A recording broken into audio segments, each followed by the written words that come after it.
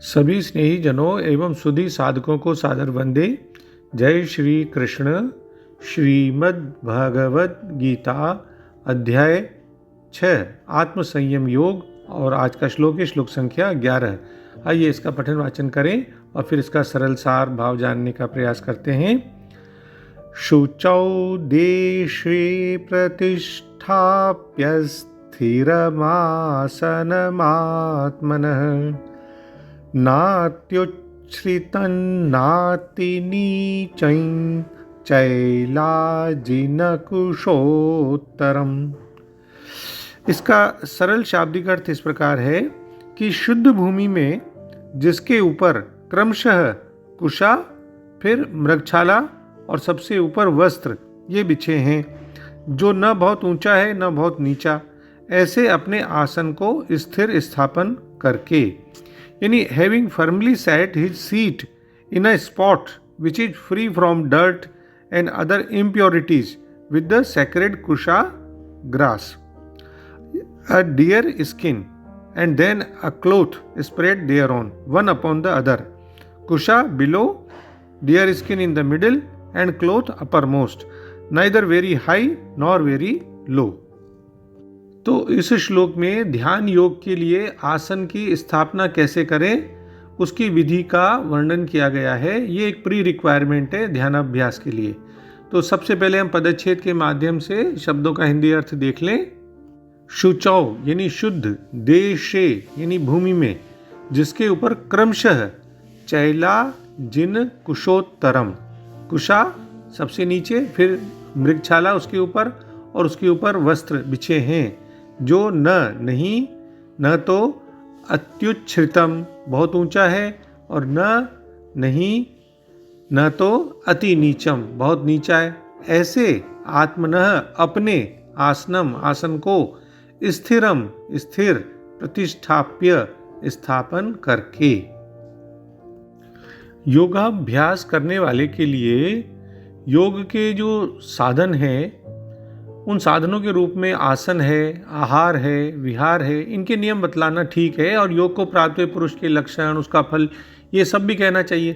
तो इसलिए अब ये ध्यानाभ्यास का जो प्रारंभ कर रहे हैं प्रकरण, उसमें सबसे पहले आसन को कैसे बनाएं, कैसे जमाएं, इसका वर्णन किया है।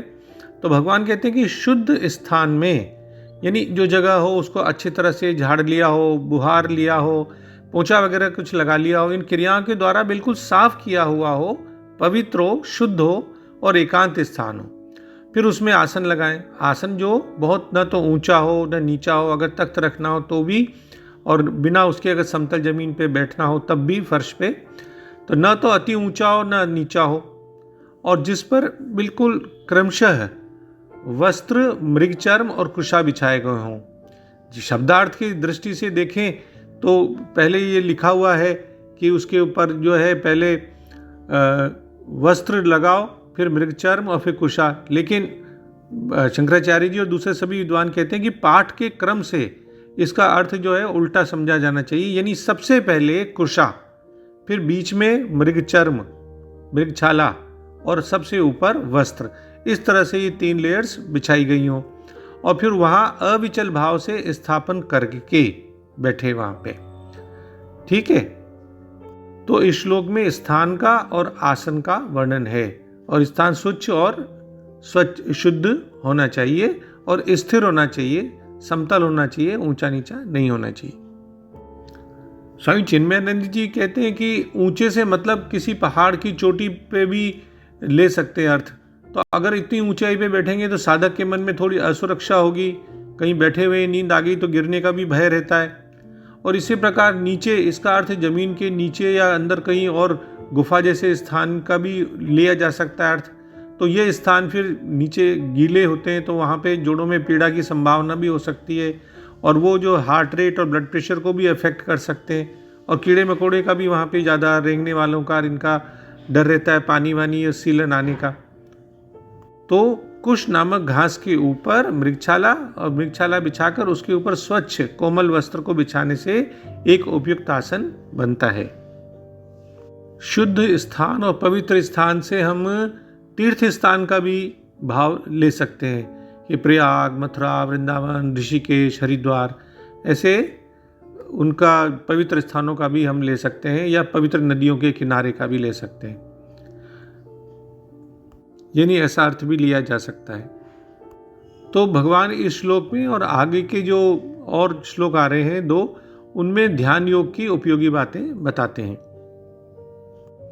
मृगछाला के बारे में कहा गया है कि बिना मारे हुए मृग का, यानी अपना आप जो मर गया हो ऐसा जो हिरण है, उसकी जो चर्म है उसको बिछा दें, उसका छाला, मृगछाला जिसे बोलते हैं, क्योंकि मारे हुए मृग का चर्म अशुद्ध माना जाता है।